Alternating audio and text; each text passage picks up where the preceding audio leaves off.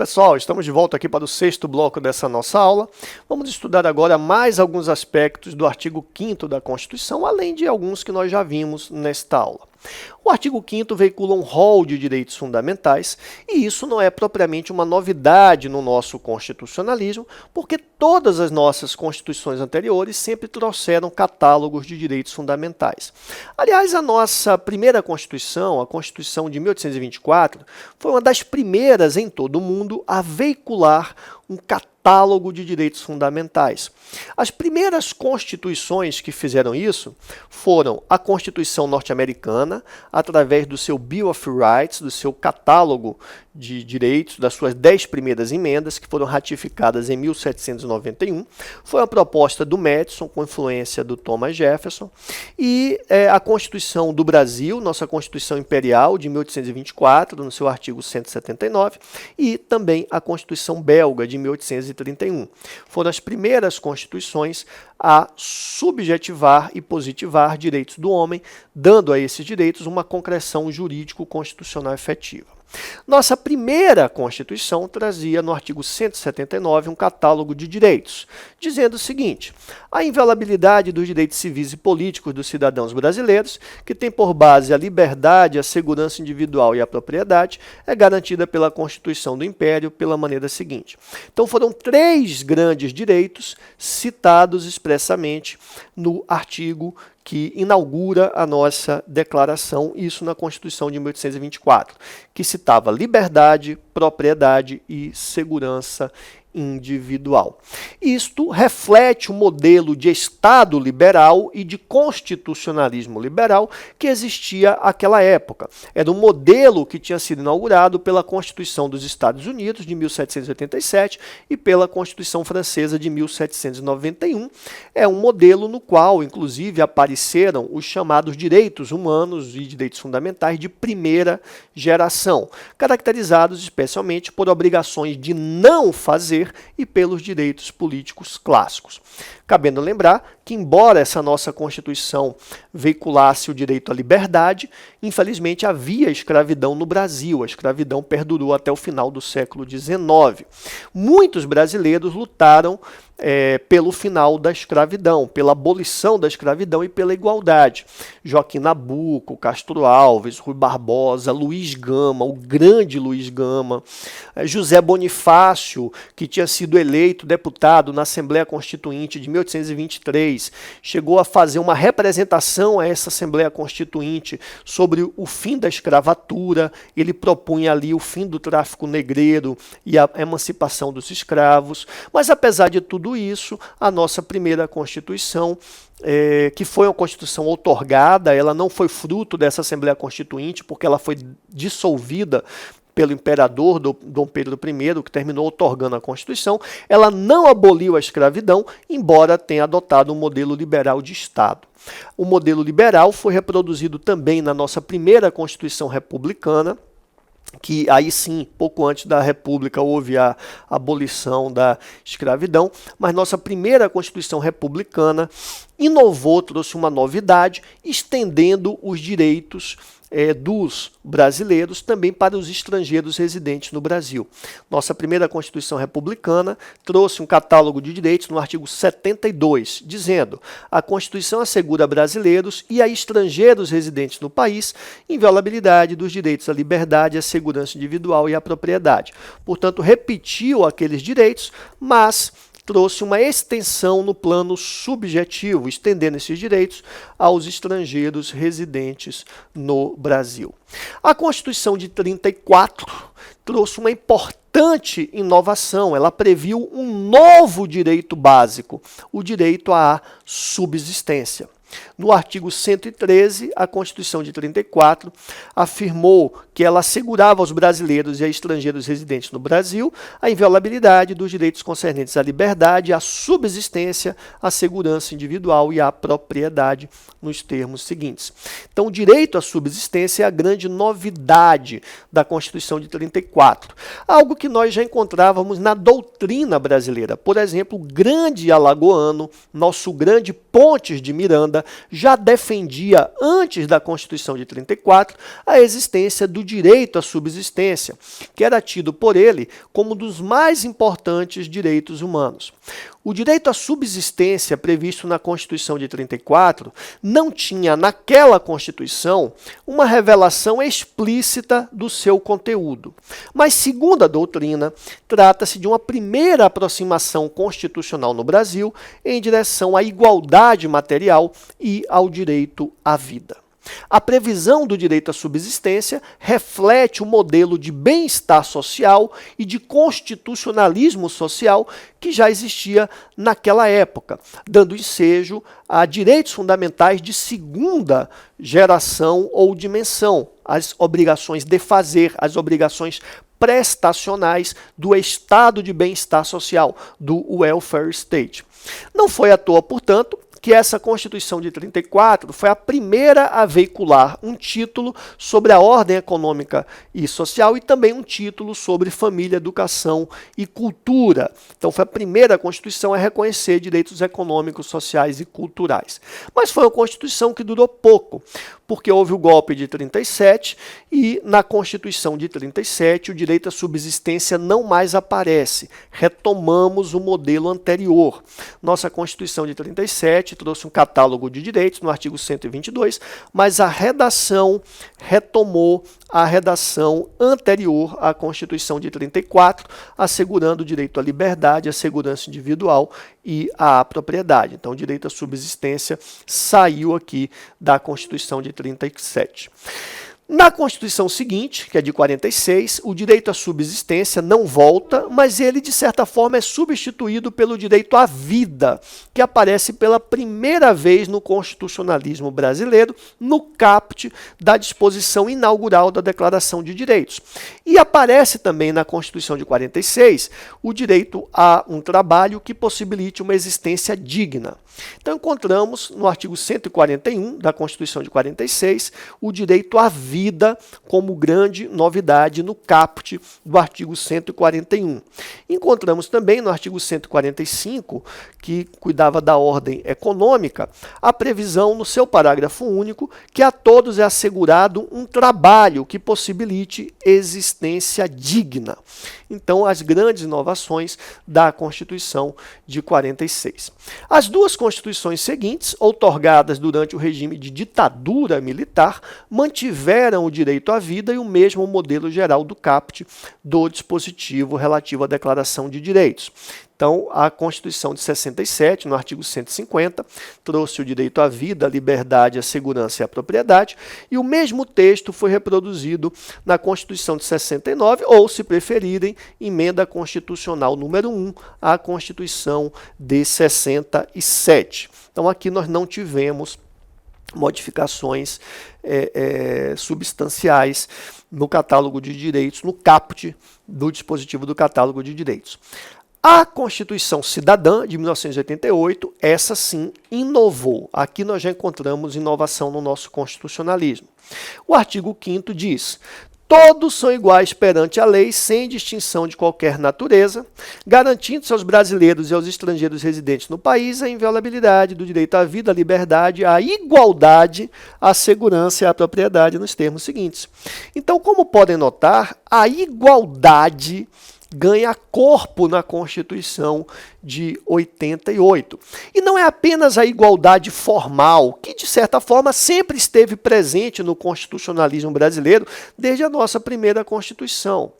Mas mesmo na igualdade formal, a Constituição Cidadã foi a primeira a dar o destaque a essa igualdade formal, colocando-a como um dos grandes valores no caput do dispositivo geral.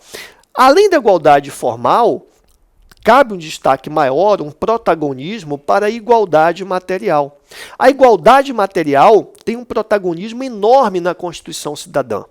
Tem um destaque elevado em vários dispositivos constitucionais. Tem um verdadeiro protagonismo, porque todos os nossos objetivos do artigo 3º da nossa Constituição estão ligados à igualdade formal, à igualdade material, melhor dizendo. Construir uma sociedade livre, justa e solidária, promover o desenvolvimento erradicar a pobreza e a marginalização, reduzir as desigualdades sociais e regionais, promover o bem de todos sem preconceitos de qualquer natureza. Tudo isso está ligado à igualdade material. O objetivo da nossa Constituição é promover uma maior igualdade material. Então, é a grande novidade da nossa Constituição em termos de dispositivo inaugural da Declaração de Direitos. Nós temos ainda algumas questões essenciais sobre o artigo 5º da nossa Constituição. Uma delas é o seguinte: existem dois grupos de destinatários expressos da nossa Constituição. Quais são? Os brasileiros e os estrangeiros residentes no país. Então, como nós podemos ver, isso não foi novidade, nós já tínhamos essa previsão desde a Constituição de 1891, brasileiros e estrangeiros residentes no país. Mas há alguns debates acerca disso. Eu quero destacar algumas questões. A primeira é a seguinte: a Constituição fala em estrangeiros residentes. E os estrangeiros não residentes no Brasil, mas que se encontram em território nacional? Por exemplo, os turistas.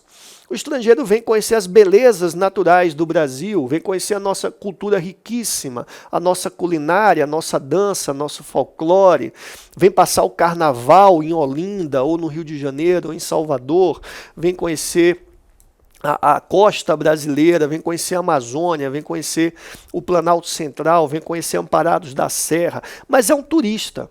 Ele goza dos mesmos direitos dos brasileiros e dos estrangeiros residentes? Para o professor José Afonso da Silva, só os estrangeiros residentes gozam do direito subjetivo relativamente aos enunciados dos direitos e garantias constitucionais tidos como fundamentais. Para o professor José Afonso, os turistas, os estrangeiros não residentes, eles não estão desprotegidos. Eles têm proteção, mas essa proteção está em normas do direito internacional e também no direito infraconstitucional. Mas essa não é a posição dominante. A posição dominante na doutrina e na jurisprudência do Supremo é a de que a interpretação do dispositivo do caput do artigo 5º neste ponto não deve ser literal, de maneira que estrangeiros não residentes no Brasil também podem usufruir dos direitos previstos no artigo 5º da nossa Constituição. Vejam, por exemplo, o que diz o Supremo. Estrangeiro não domiciliado no Brasil, irrelevância, condição jurídica que não desqualifica como sujeito de direitos e titular de garantias constitucionais e legais. O súdito estrangeiro, mesmo aquele não domiciliado no Brasil, tem plena legitimidade para impetrar o remédio do habeas corpus. A condição jurídica de não nacional do Brasil e a circunstância do réu estrangeiro não possuir domicílio no nosso país não legitimam a adoção contra tal acusado de qualquer tratamento arbitrário ou discriminatório. Então, a posição do Supremo é a de que é irrelevante se o estrangeiro reside ou não no Brasil. Outra questão que eu destaco é a seguinte: nós falamos de brasileiros e de estrangeiros residentes no país. Então, estamos falando até aqui de pessoas físicas. Aí eu pergunto, pessoas jurídicas de direito privado podem ser titulares de direitos fundamentais previstos na nossa Constituição? Se eu for adotar uma perspectiva material de direitos fundamentais, a resposta tende a ser negativa. Por quê? Porque direitos fundamentais, do ponto de vista material, são aqueles direitos necessários à dignidade da pessoa humana. E uma pessoa jurídica de direito privado não tem dignidade. Eu não posso falar em dignidade humana de pessoa jurídica de direito privado. Então, se eu adotar uma perspectiva material, a tendência é eu afirmar que pessoas jurídicas de direito privado não usufruem direitos fundamentais previstos na nossa Constituição. Bom, apesar disso, é possível que alguns direitos fundamentais sejam usufruídos por pessoas jurídicas de direito privado. É possível quando se adota uma perspectiva formal desses direitos, ligando-os não à dignidade da pessoa humana, mas ligando-os ao fato de que a Constituição compreendeu esses direitos como direitos relevantes e incluiu esses direitos formalmente no rol de direitos fundamentais. Então, se eu adoto uma perspectiva formal, eu admito que alguns desses direitos podem ser usufruídos por pessoas jurídicas. Eu não vou afirmar que todos os direitos fundamentais podem ser usufruídos por pessoas jurídicas. Eu não vou dizer, por exemplo, que o direito à vida pode ser usufruído por uma pessoa jurídica, porque pessoa jurídica não tem vida. A vida protegida constitucionalmente é a vida humana. Então, alguns direitos podem ser usufruídos por pessoa jurídica de direito privado. O professor José Afonso da Silva, por exemplo, menciona alguns desses direitos. Direito à isonomia, à legalidade, direito de resposta, direito de propriedade, sigilo da correspondência das comunicações, inviolabilidade de domicílio, garantia do ato jurídico perfeito da coisa julgada e do direito adquirido, direito de impetrar mandado de segurança, os direitos procedimentais como um todo, ampla defesa, juiz natural, etc. Inclusive, existe um direito fundamental previsto no artigo 5º que parece ser especificamente dirigido a pessoas jurídicas de direito privado. Vocês já repararam isso? Vejam o inciso 29 do artigo 5º. O que ele diz? Diz que a lei assegurará aos autores de inventos industriais privilégio temporário para sua utilização, bem como proteção às criações industriais, à propriedade das marcas, aos nomes de empresas e a outros signos distintivos das empresas, tendo em vista o interesse social e desenvolvimento tecnológico e econômico do país. Então, nós temos aqui uma previsão que é basicamente dirigida às empresas, e isto como um direito fundamental. Então, pessoas jurídicas de direito privado têm uma proteção especial no artigo 5º. Olha que interessante. Então, é possível que pessoas jurídicas de direito privado usufruam alguns direitos fundamentais previstos na nossa Constituição. Isso nos leva a uma terceira questão. Pessoas jurídicas de direito público podem usufruir direitos fundamentais constitucionalmente previstos ou não? Amigos e amigas, a concepção clássica de direitos humanos e fundamentais não admitiria isso.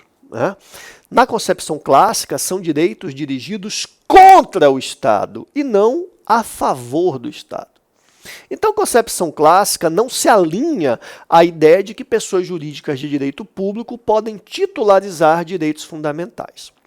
Apesar disso, e mais uma vez considerando os direitos fundamentais sob o ponto de vista formal, como aqueles que estão formalmente inseridos na Constituição, a doutrina majoritária e a jurisprudência admite que pessoas jurídicas de direito público podem usufruir certos direitos fundamentais previstos no artigo 5º, especialmente os procedimentais. Um catálogo de direitos que pode ser usufruído também por pessoas jurídicas de direito público, além das pessoas jurídicas de direito privado, seria esse aqui. Ninguém será obrigado a fazer ou deixar de fazer alguma coisa senão em virtude de lei, então o princípio da legalidade, também o direito de propriedade, também a garantia de que a lei não excluirá a apreciação do Poder Judiciário lesão ou ameaça a direito, ou seja, a inafastabilidade do Judiciário, a previsão de que a lei não prejudicará o direito adquirido, o ato jurídico perfeito e a coisa julgada, a garantia de que não haverá juízo ou tribunal de exceção, a garantia de que ninguém será processado nem sentenciado senão pela autoridade competente, a garantia de que ninguém será privado da liberdade ou de seus bens sem o devido processo legal, é o due process of law, a garantia do contraditório e da ampla defesa com os meios e recursos a ela inerentes, ainda a possibilidade de impetração de mandado de segurança. Então, são alguns dos direitos reconhecidos pela doutrina e pela jurisprudência como passíveis de serem titularizados por pessoas jurídicas de direito público. Eu chamo a atenção para uma jurisprudência do Supremo a esse respeito. Diz a nossa Corte Maior: a questão dos direitos e garantias constitucionais, notadamente aqueles de caráter procedimental, titularizados pelas pessoas jurídicas de direito público. A imposição de restrições de ordem jurídica pelo Estado, quer se concretize na esfera judicial, quer se realize no âmbito estritamente administrativo, supõe, para legitimar-se constitucionalmente, o efetivo respeito pelo poder público da garantia indisponível do devido processo legal, assegurada pela Constituição da República à generalidade das pessoas, inclusive as próprias pessoas jurídicas de direito público. Eis que o Estado, em tema de limitação à supressão de direitos, não pode exercer sua autoridade de maneira abusiva e arbitrária. Então, isso está na questão de ordem, na ação civil 2032, e também você pode olhar a cautelar da ação civil 3388. Então, é possível que pessoas jurídicas de direito público usufruam dos direitos fundamentais, especialmente os procedimentais, como o devido processo legal. Mas é preciso, meus amigos, ter algum cuidado com o reconhecimento de que pessoas jurídicas de direito público podem usufruir direitos fundamentais. Preciso ter cuidado com isso. Porque quando esses direitos são exercidos por uma pessoa jurídica de direito público em face de outra pessoa jurídica também de direito público, a questão fica mais fácil, fica menos tormentosa, porque, de qualquer forma, esses direitos continuam a ser exercidos contra o Estado. Uma pessoa jurídica de direito público promove, por exemplo, um mandado de segurança contra uma outra autoridade. O Estado membro, ingressa com mandado de segurança contra uma autoridade federal. Então, aqui é um direito fundamental sendo exercido contra o Estado. Isso é mais fácil. Mas quando pessoa jurídica de direito público pretende exercer direito fundamental contra o cidadão, contra uma pessoa jurídica de direito privado, o tema fica mais problemático. Porque neste caso, nós chegamos a uma inversão completa da relação jurídica obrigacional clássica de direitos fundamentais. Eu passo a admitir que o Estado é credor de um direito fundamental e cujo devedor é uma pessoa física ou uma pessoa jurídica privada. E aí eu subverto completamente a teoria geral dos direitos humanos e dos direitos fundamentais. O Estado é credor de uma obrigação de direito fundamental em face de um cidadão. Aí a situação fica mais problemática. O Superior Tribunal de Justiça, o STJ, já enfrentou essa questão numa decisão muito interessante que eu trago aqui para os senhores. Disse o STJ: direitos fundamentais, pessoa jurídica de direito público, reconhecimento limitado. A inspiração imediata da positivação de direitos fundamentais resulta principalmente da necessidade de proteção da esfera individual da pessoa humana contra ataques tradicionalmente praticados pelo Estado. Em razão disso, de modo geral, a doutrina e jurisprudência nacionais só tem reconhecido às pessoas jurídicas de direito público direitos fundamentais de caráter processual ou relacionados à proteção constitucional da autonomia, prerrogativas ou competências de entidades e órgãos públicos, ou seja, direitos oponíveis ao próprio Estado e não oponíveis ao particular. Ao que se pôde pesquisar, em se tratando de direitos fundamentais de natureza material, pretensamente oponíveis contra particulares, a jurisprudência do Supremo Tribunal Federal nunca referendou a tese de titularização por pessoa jurídica de direito público. Na verdade, há julgados que sugerem exatamente o contrário, como os que deram origem à súmula número 654, assim redigida. A garantia da irretroatividade da lei, prevista no artigo 5º, inciso 36 da Constituição da República, não é invocável pela entidade estatal que a tenha editado. Assim, o reconhecimento de direitos fundamentais ou faculdades análogas a esses direitos, a pessoas jurídicas de direito público não pode jamais conduzir à subversão da própria essência desses direitos, que é o feixe de faculdades e garantias exercitáveis principalmente contra o Estado, sob pena de confusão ou de paradoxo consistente em se ter, na mesma pessoa, idêntica posição jurídica de titular ativo e passivo, de credor e a um só tempo devedor de direitos fundamentais, incongruência essa já identificada pela jurisprudência do Tribunal Constitucional Alemão. No caso em exame, o reconhecimento da possibilidade teórica do município pleitear indenização por dano moral contra o particular, constitui a completa subversão da essência dos direitos fundamentais, não se mostrando presente nenhum elemento justificador do pleito, como aqueles apontados pela doutrina e relacionados à defesa de suas prerrogativas, competência ou alusivos a garantias constitucionais do processo. É o RESP 1258389, julgado em 17 de dezembro de 2013, publicado em 15 de abril de 2014. Então é uma decisão que eu sugiro a leitura por todos vocês para o aprofundamento deste tema. Meus amigos, com isso nós chegamos ao final dessa nossa aula. Espero que todos vocês tenham gostado. Foi um prazer enorme estar aqui com vocês em mais essa aula. Eu agradeço a todos vocês a confiança no nosso trabalho, eu agradeço a nossa equipe técnica, agradeço ao Rogério que participou comigo desta gravação desta aula, agradeço a nossa equipe pedagógica, a nossa equipe administrativa. Muito obrigado pela confiança que você deposita em todos nós. Agradeço também aos demais coordenadores dessa pós-graduação, professor Matheus Carvalho, professor Eduardo Sabag. Muito obrigado e até uma próxima oportunidade.